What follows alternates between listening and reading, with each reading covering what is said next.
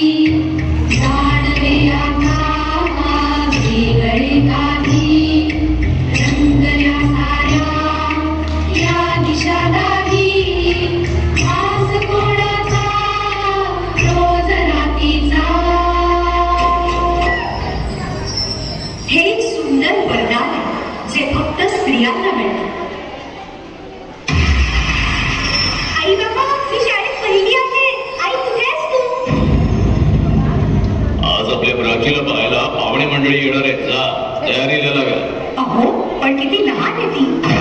बाई माणसांना जेवढं सांगितलं जातं तेवढंच करावं. निघा. ऐकलंस ना बाबा काय म्हणाले. मी नाही जाणार तुम्हाला सोडून. समाजातल्या परंपरेला तुझी आई सुद्धा बदलू शकत नाही.